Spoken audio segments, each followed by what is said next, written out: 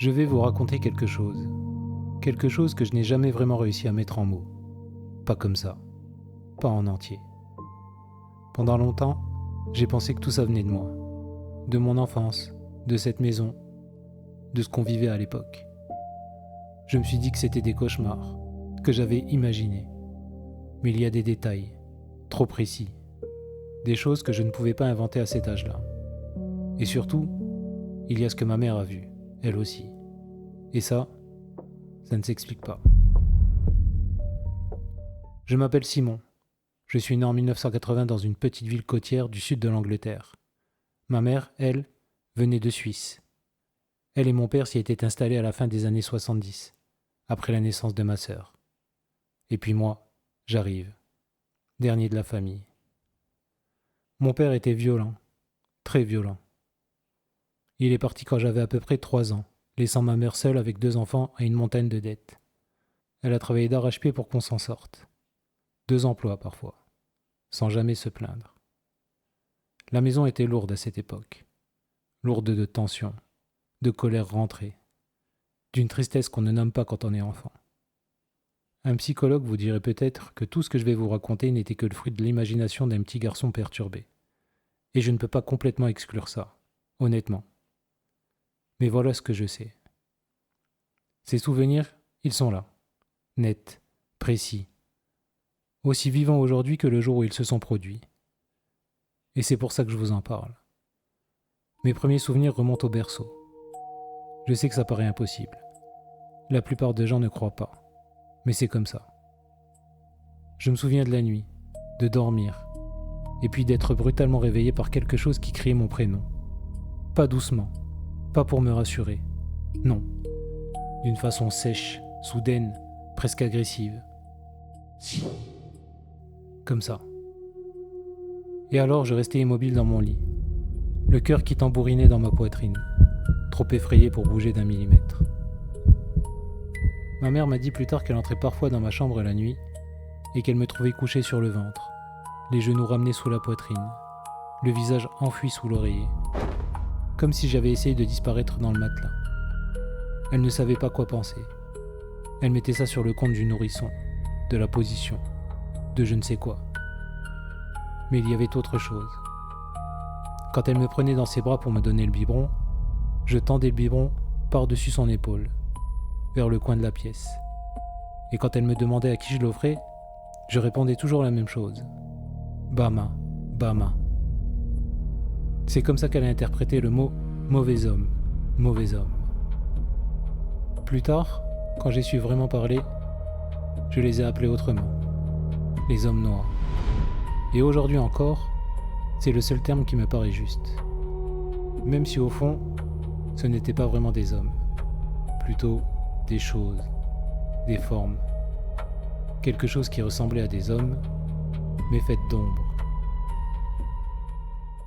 Ça a commencé vraiment vers l'âge de 4 ans, les cauchemars. D'abord, 1 ou 2 fois par semaine, puis de plus en plus souvent. À leur pic, ils survenaient 3, 4 fois par semaine, jusqu'à mes 10 ans, quand on a finalement quitté cette maison. Dans ma chambre, j'avais un lit superposé. Je dormais en bas, et j'entassais mes jouets sur la couette du haut. Le lit était poussé contre le mur, et de l'autre côté de ce mur, c'était la chambre de ma mère, avec sa tête de lit collée contre la même cloison. Je précise ça maintenant, parce que ça aura de l'importance plus tard. Je ne sais plus vraiment comment appeler ces nuits.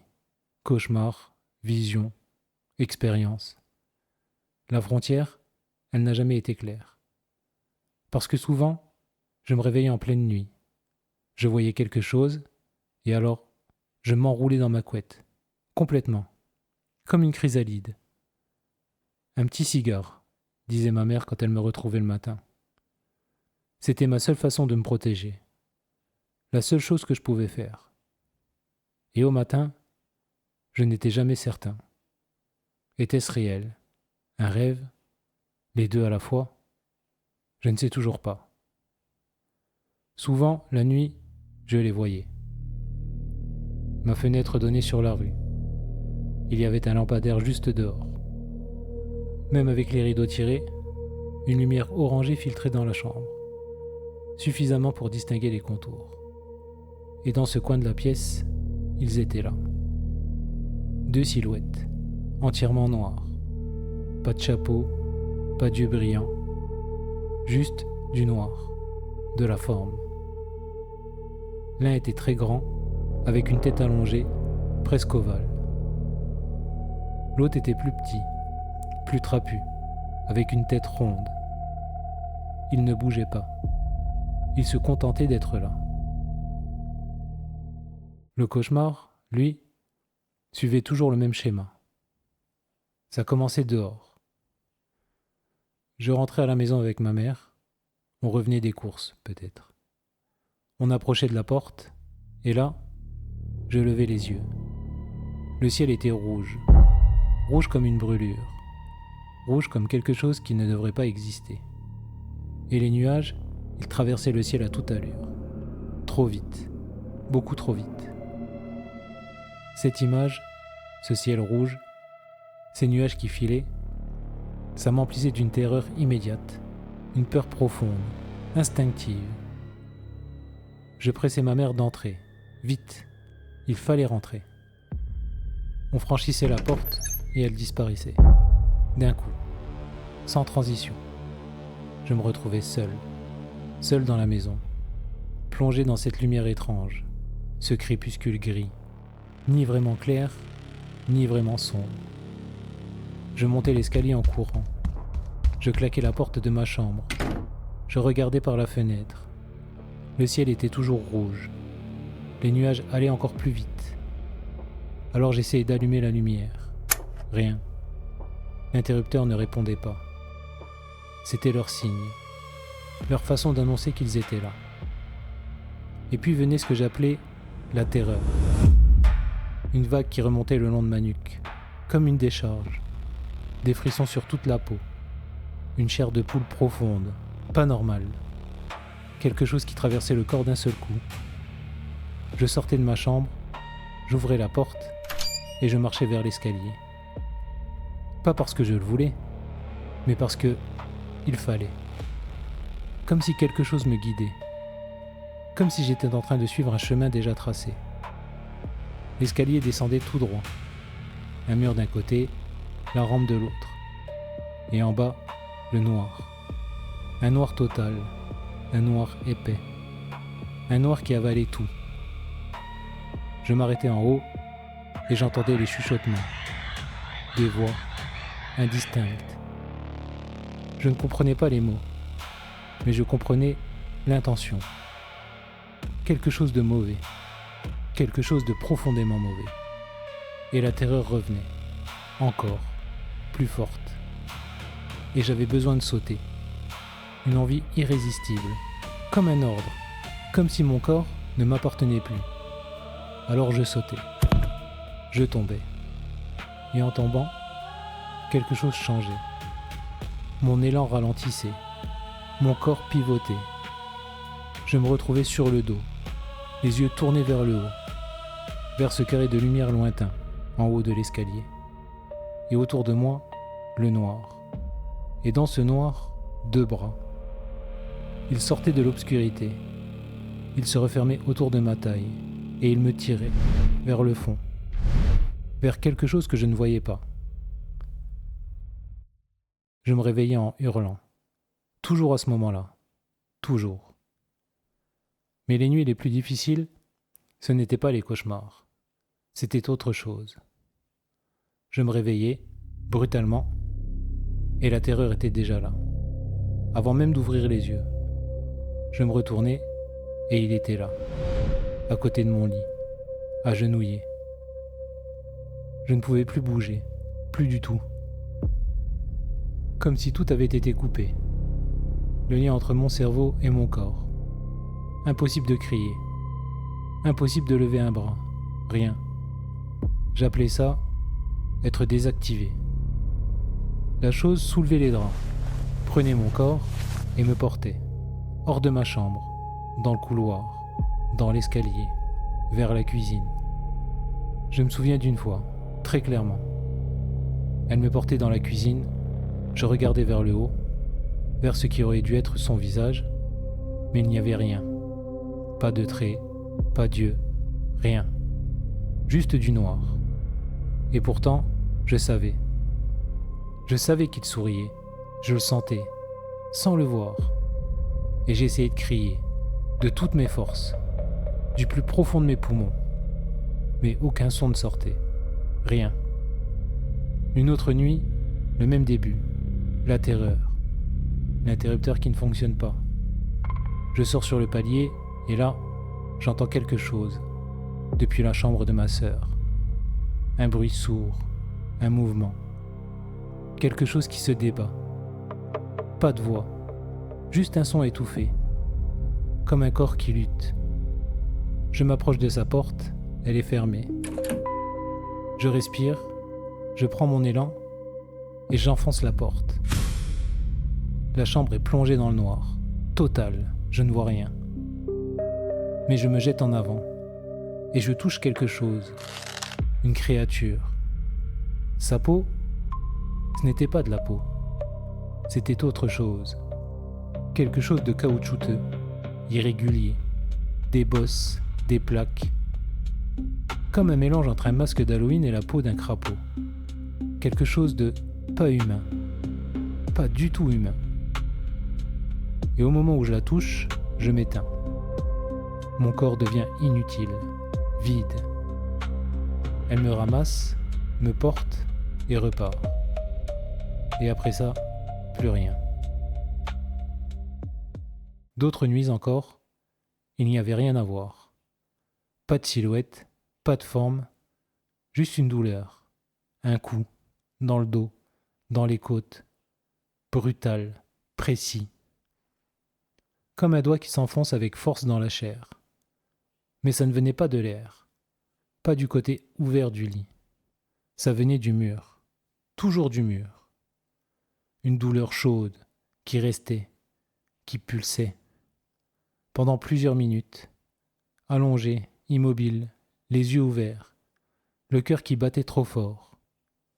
Et puis, il y a eu cette nuit, la nuit où j'en ai eu assez.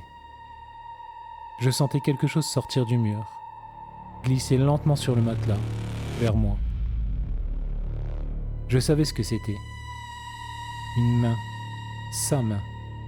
Et cette fois, quelque chose a changé. Je ne sais pas quoi, mais ça a changé. Je me suis retourné, je l'ai attrapé et je l'ai mordu. Fort. Je me souviens de la pression, de la résistance, de la sensation sous mes dents. Pas de sang, mais quelque chose de vivant. La main s'est débattue, elle a tiré, elle a essayé de retourner dans le mur, et puis elle a disparu. Je me suis recouché, le cœur qui battait, mais j'ai fini par me rendormir. Il y a eu un autre soir, je devais avoir environ 7 ans, c'était l'été, je dormais juste en sous-vêtements. Ma mère, à force, connaissait mes nuits. Elle laissait la lumière du palier allumée et ma porte entr'ouverte. Juste assez pour qu'un filet de lumière entre dans ma chambre. Juste assez pour que je me sente un peu moins seul. Je me réveille, la terreur est là. Et lui aussi. Il commence à tirer les draps, mais cette fois, ce n'est pas la peur qui arrive, c'est autre chose. Une colère, brutale, instinctive. Une rage que je n'avais jamais ressentie comme ça. Je me jette sur lui, je prends de vitesse. Parce que normalement, à ce moment-là, je serais déjà désactivé. Mais là, non. Je suis sur lui, à califourchon. Et je frappe, encore et encore, vers sa tête. Il essaie de se protéger. Ses bras se lèvent, mais je continue, sans réfléchir. Et puis, il se met à changer, à se dissoudre, comme s'il devenait moins solide, moins présent, moins réel, jusqu'à disparaître complètement. Et moi, je passe à travers, je tombe, je me retrouve à genoux sur le sol de ma chambre, essoufflé, les bras qui tremblent. Je reste là, quelques secondes, à ne pas comprendre. Je me sens un peu ridicule, à genoux et en sous-vêtements, seul, mais aussi fier, vraiment fier. Je retourne me coucher et le lendemain, je ne sais toujours pas ce qui était réel. Des années plus tard, on était assis avec ma mère, un soir, et le sujet est revenu, les hommes noirs. Et là, elle m'a raconté ce que je ne savais pas, son côté de l'histoire. Elle aussi, elle vivait des nuits impossibles. Elle venait souvent dans ma chambre. Elle me trouvait roulé dans une couette. Parfois, c'était mes cris qui la réveillaient. Elle accourait, me trouvait en pleurs. Mais il y avait pire. Parfois, elle se réveillait sans raison, un pressentiment, quelque chose qui n'allait pas. Elle allait dans ma chambre, et je n'y étais pas. Elle fouillait la maison, paniquée, chaque pièce, chaque recoin. Et elle finissait par me trouver, dans la cuisine ou dans le salon, assis, par terre, dans le noir, immobile, silencieux. Je n'ai aucun souvenir de ça, aucun. Elle avait peur, peur d'en parler, peur des conséquences. À l'époque, une femme seule, 2 enfants, des histoires comme ça, elle avait peur qu'on nous sépare. Alors elle a gardé ça pour elle. Mais les choses ont continué. Un jour, elle faisait la vaisselle. Elle a levé les yeux vers la fenêtre. Et elle a vu quelque chose passer. Une forme sombre, rapide, trop rapide. Elle est sortie immédiatement. Il n'y avait rien. Une autre nuit, elle s'est réveillée. Et au-dessus de son lit, il y avait quelque chose. Une boule, noire, informe. Comme un gribouillage en volume. Quelque chose qui bougeait, qui frémissait, qui se repliait sur lui-même. Elle l'a regardé. Elle a traversé la pièce et elle est passée à travers le mur, vers ma chambre. À cette époque, la meilleure amie de ma mère s'appelait Romane. Elle se connaissait depuis la Suisse. Ses filles me raccompagnaient souvent de l'école. Un jour, elle prenait un café. Et Romane a remarqué que ma mère n'allait pas bien. Elle était épuisée, à bout. Ma mère a essayé d'éviter, mais Romane a insisté. Alors, elle a tout raconté. Les nuits, les cris, les silhouettes, les choses au plafond, et ce qu'elle avait vu. Et Romane ne l'a pas remise en question. Elle l'a cru.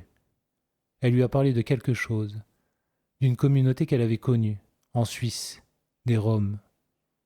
Et parmi eux, une femme, quelqu'un capable de voir, de comprendre ce genre de choses. Et elle lui a dit qu'elle connaissait quelqu'un, ici, une femme, dans une église spiritualiste, avec les mêmes capacités. Elle allait la contacter. Quelques jours plus tard, le téléphone a sonné. Elles ont parlé longtemps, et elles ont organisé une visite. Le jour venu, ma mère a ouvert la porte. Une jeune femme se tenait là. Elles ont commencé à discuter, et puis quelque chose a changé. La femme est devenue nerveuse, mal à l'aise. Elle a regardé derrière ma mère, et sans vraiment expliquer, elle est partie. Elle a dit qu'elle rappellerait. Le soir même, elle a rappelé, et elle a expliqué. Quand elle parlait à ma mère, elle avait regardé derrière elle, vers l'intérieur de la maison, et elle avait vu quelque chose, accroché à l'angle du mur, au plafond, une forme noire. Et au moment où elle l'a regardé, la chose l'a regardé en retour. Elle a dit que ces entités peuvent sentir quand quelqu'un les voit, et qu'elles peuvent s'accrocher.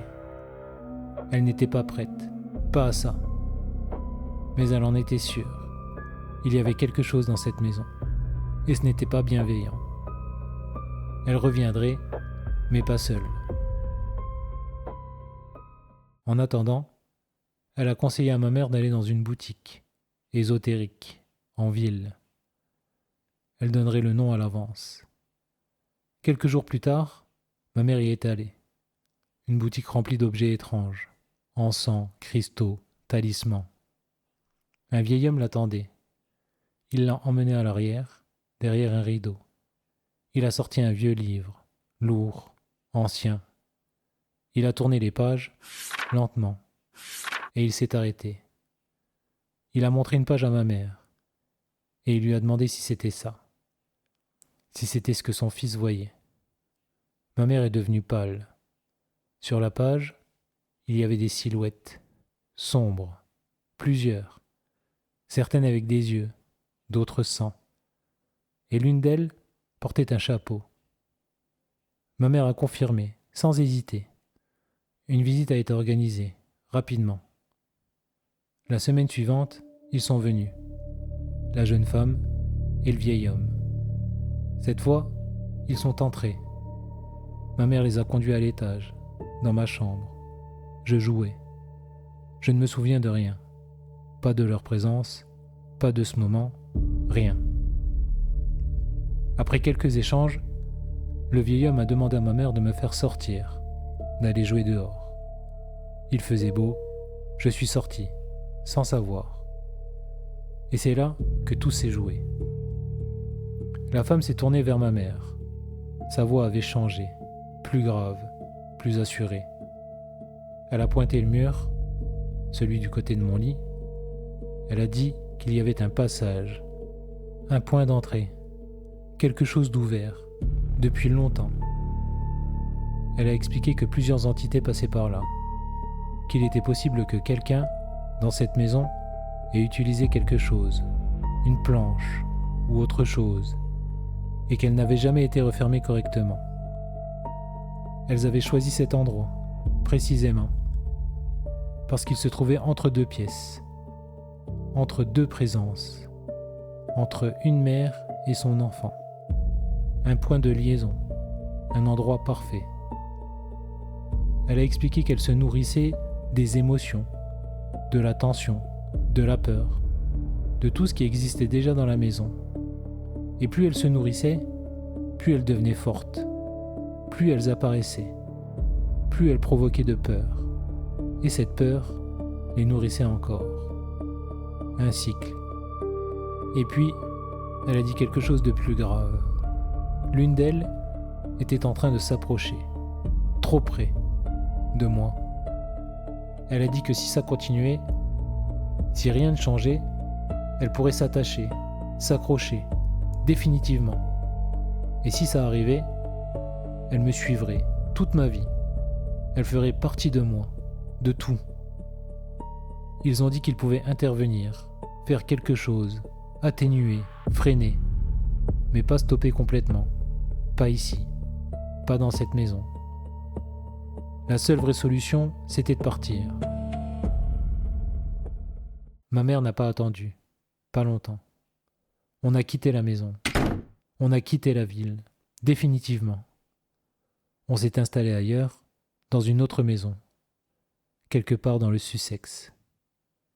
Avant même qu'on y vive, ma mère a fait venir un prêtre pour bénir chaque pièce, chaque mur, chaque espace. Et à partir de ce moment-là, tout a changé. Les nuits sont devenues normales, les silhouettes ont disparu, les cauchemars se sont arrêtés, presque totalement. Parce que parfois, encore aujourd'hui, ça revient, rarement, mais ça revient, dans des périodes particulières, quand quelque chose ne va pas, quand la vie devient instable. Ils apparaissent, en rêve. Mais ce n'est pas pareil. Ce n'est jamais un rêve normal. Il y a une sensation, une présence, quelque chose de reconnaissable, une signature. Mais il reste une dernière chose, une expérience différente. Je devais avoir 9 ou 10 ans. Peu de temps avant de partir, je me réveille. La terreur est là. Je teste l'interrupteur. Rien, comme toujours. Je sors, je vais vers l'escalier. Mais cette fois, quelque chose est différent. Le bas de l'escalier est visible. Pas de noir total, pas de chuchotement. Et pourtant, il y a autre chose. Une urgence. Un sentiment de temps limité. Comme si quelque chose allait arriver. Je descends Je traverse la maison, j'ouvre la porte et je sors, dans la rue. La nuit est claire. Pas de lune, pas de nuages. Juste la lumière orange des lampadaires. Sur le bitume, je cours, je passe les maisons, les jardins. Tout est calme, trop calme.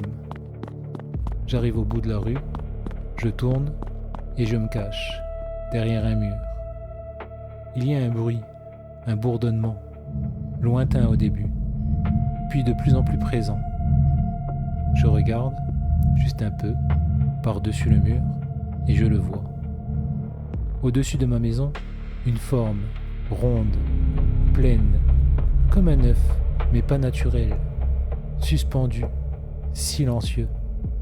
Et sous lui, une lumière, diffuse, qui glisse lentement, comme s'il cherchait quelque chose, quelqu'un.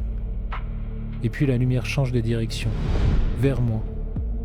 Je me plaque contre le mur, je ne bouge plus, je respire à peine.